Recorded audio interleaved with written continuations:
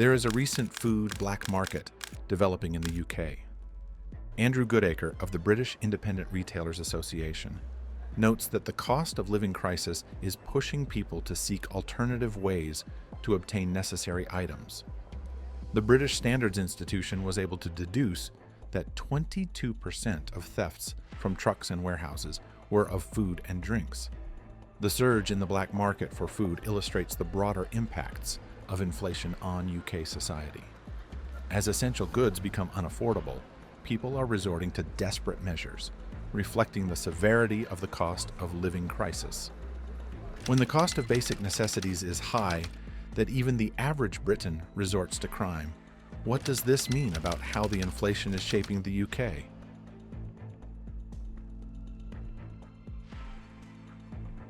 In the UK, the cost of living crisis is starkly visible through a surge in thefts linked to a growing black market for food, increased malnutrition cases in hospitals, and a rise in street homelessness. Despite the government's claims of reducing poverty, official data now reveals a record 4.3 million children living in poverty, a sharp increase from previous years. This worsening situation, marked by declining living standards and rising inequality, is amplified by the end of the cost of living payments and the ongoing high prices of essentials.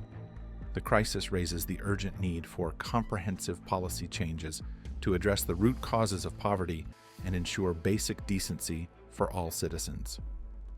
CEO of the Association of Convenience Stores, James Lohman, stated that retail owners are currently facing a prevalence in crime as convenience stores all over the UK has suffered a 400% increase in theft back in 2023. Seeing how the food black market is still an insistent problem in the year 2024, there's no figuring out whether this crime rate will dwindle anytime soon. To combat the rising food black market, the government has launched initiatives such as Pegasus, funded by major retailers and aimed at targeting organized crime gangs involved in retail theft. Despite these efforts, the root causes, such as inadequate financial support and delayed cost of living payments, need urgent addressing. Children in the UK are becoming shorter, more obese, and increasingly unhealthy due to poor diets, food insecurity, and poverty, according to a report by the Food Foundation. The average height of 5-year-olds is declining, obesity rates among children have surged by nearly a third, and diagnoses of type 2 diabetes in young people have risen by over 20%. This decline in children's health is attributed to aggressive marketing of cheap, ultra-processed foods and widespread deprivation. Experts warn that without immediate action, this trend will lead to a generation burdened with diet-related illnesses, overwhelming the NHS and weakening the economy.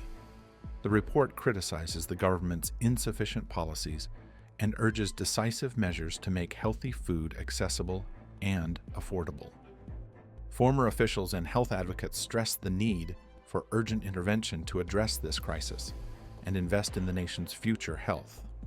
A new report by the Center for Social Justice reveals that the most disadvantaged people in the UK are no better off than they were 15 years ago, highlighting a significant gap between those who can get by and those stuck at the bottom. The report, based on extensive surveys and research, shows that economic stagnation and the cost of living crisis have worsened poverty. It notes that factors such as family breakdown, addiction, joblessness, and educational failure contribute to entrenched poverty. The Center for Social Justice plans to propose policy recommendations to tackle these issues, as current trends predict a bleak future for the disadvantaged in the UK. The alarming trends highlighted in recent reports suggest that Britons are indeed facing increasing poverty, with many struggling to meet basic needs. Despite being one of the world's richest economies, the UK is witnessing a widening gap between the relatively secure and the chronically disadvantaged. The increase in the UK consumer price level has been by far the largest in the G7 and larger than all but 2 of the 23 rich countries for which the OECD produces comparable data, think tank states, which technically just means that the UK economy is lagging behind other countries by a relatively huge margin. The government's policies and social safety nets, appear inadequate in addressing the growing needs, leaving many families in a perpetual state of economic distress. This stark reality raises serious concerns about the overall well-being of the population and the nation's future, as poverty becomes more entrenched and social inequalities deepen. If these trends continue unchecked, the UK risks creating a significant underclass, reminiscent of the Victorian era of extreme inequality, undermining the nation's social fabric and economic stability.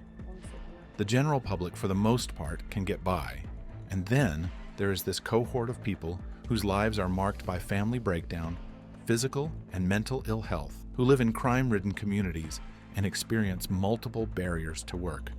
Sophia Werringer, Deputy Policy Director at the Center for Social Justice, said, "Now that there is proof that the UK is being gravely impacted by inflation, what do the Britons think about it, and how are they coping with this economic downfall?" Hugh Pill, Chief Economist of the Bank of England, stated that you don't need to be much of an economist to realize that if what you're buying has gone up a lot relative to what you're selling, you're going to be worse off. What we're facing now is that reluctance to accept that, yes, we're all worse off, and we all have to take our share, to try and pass that cost onto one of our compatriots and saying, we'll be all right, but they will have to take our share too. This collective denial and self-preservation are fueling persistent inflation, worsening the economic situation. Pill suggests that unless there is a collective acceptance of the economic downturn and a willingness to share the burden fairly, the inflationary pressures will continue to escalate, leading to prolonged and deeper financial hardship for the entire nation. In May, the UK's annual inflation rate fell to 2%, as forecasted by city economists. The Office for National Statistics reported varied changes in the prices of everyday items over the past year. Food prices showed mixed trends, with olive oil up by 39.1%, while some items like jams and honey decreased by 6.2%. Drinks also varied, with cocoa rising by 19.5% and coffee slightly decreasing. Energy costs saw significant reductions, with electricity and gas prices falling by 21% and 37.5%, respectively. Clothing and footwear prices experienced modest increases.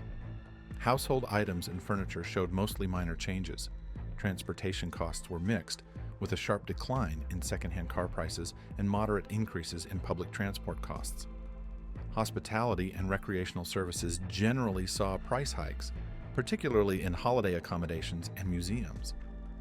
As the cost of living continues to rise, the average Briton finds themselves increasingly challenged to manage their household budget. A typical day in their life now involves a series of small but significant compromises aimed at stretching their money further. During their weekly grocery run, they carefully compare prices, opting for store brands over premium products. Olive oil, now 39.1% more expensive, is bought in smaller quantities, reserved for special dishes rather than everyday cooking. They substitute pricey vegetables with more affordable alternatives and use less sugar in their recipes. The sight of discounts on staples like bread and pasta offers some relief, but the higher costs of essentials like tea and cocoa mean they enjoy these comforts less frequently. Energy bills have slightly eased, with electricity and gas prices dropping by 21% and 37.5%, respectively. This provides a bit of financial breathing room. Despite this, they find themselves cutting back on heating to save even more, sometimes bundling up in extra layers during the colder months. Clothing purchases become more strategic. Instead of buying new garments for every season, they rely on last year's wardrobe, mending and repurposing items to extend their lifespan. They turn to sales and secondhand shops to find affordable clothing for their children, who seem to outgrow outfits faster. In the realm of UK inflation, which everyday items have fallen in price most? In transportation, the decline in secondhand car prices by 11.2% might tempt them to consider replacing their aging vehicle, but they weigh this against the higher costs of train and bus fares. Public transportation, though more expensive, remains a necessity for commuting to work and running errands. prompting them to seek out deals on monthly travel passes. Dining out and leisure activities are now rare treats rather than regular occurrences. The rising costs of restaurant meals and fast food mean home-cooked dinners are the norm. When they do venture out, it's often to free or low-cost activities, like museums or local parks, rather than pricier options like cinemas or theaters. Through careful budgeting and conscious choices, the average Briton navigates the complexities of rising prices, prioritizing necessities, and finding creative ways to maintain their quality of life. The compromises are challenging, but they foster resilience and ingenuity in the face of economic pressure.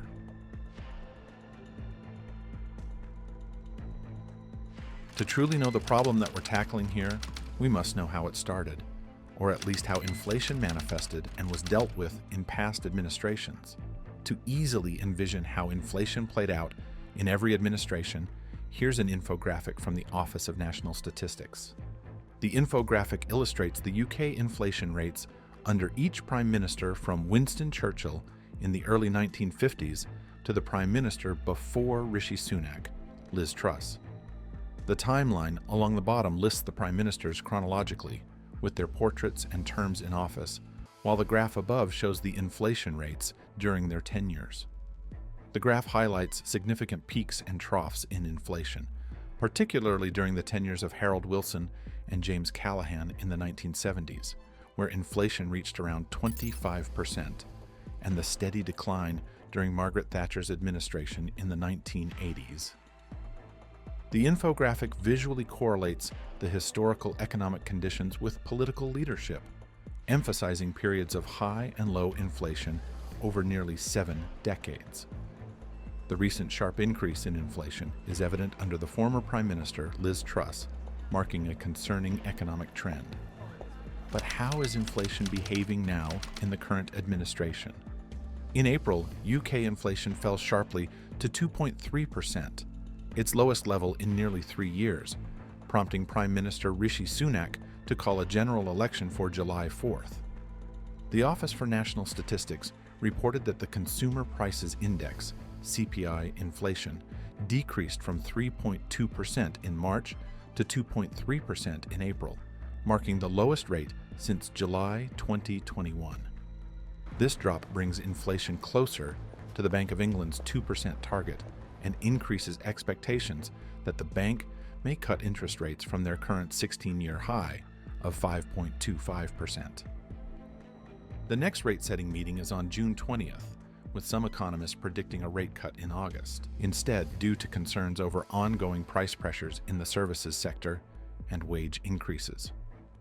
While the reduction in inflation is a positive sign, it does not fully resolve the cost of living crisis, which remains severe. James Smith from the Resolution Foundation notes that while headline inflation numbers are improving, the overall cost of living is still high, with prices having risen significantly over the past 2 years due to factors like the COVID-19 pandemic and the Ukraine conflict.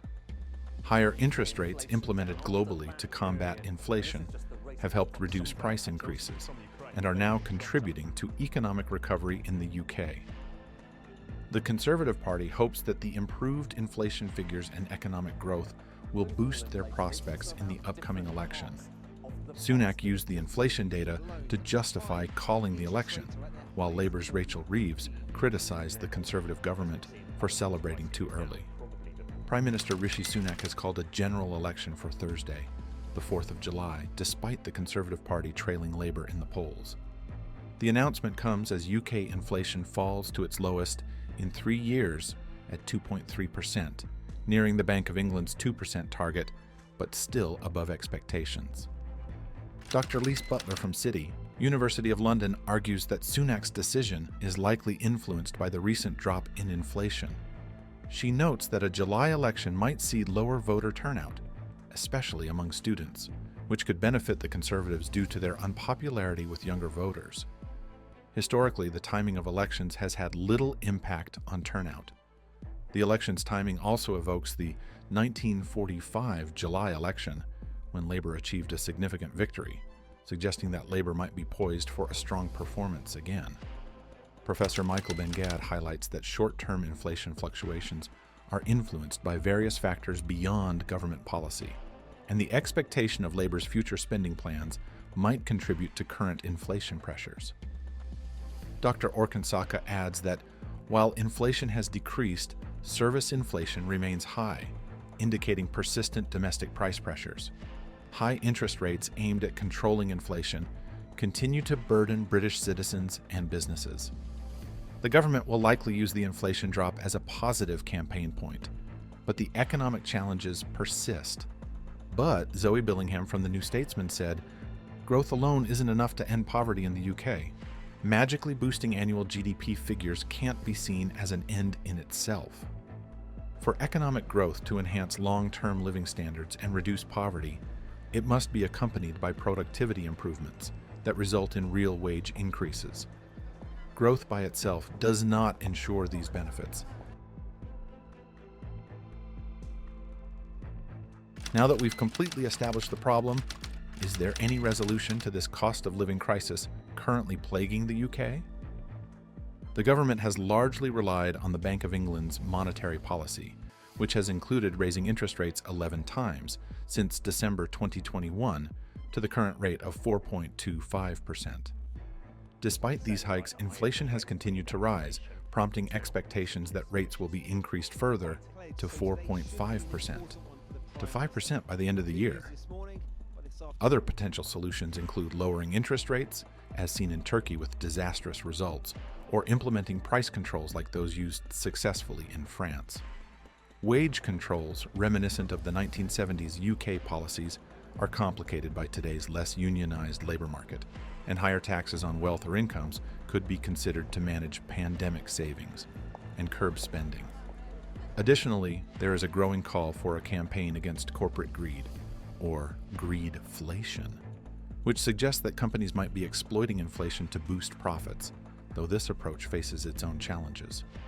Historically, countries that adhered to a metallic standard, like gold or silver, had stable prices because the money supply couldn't expand rapidly.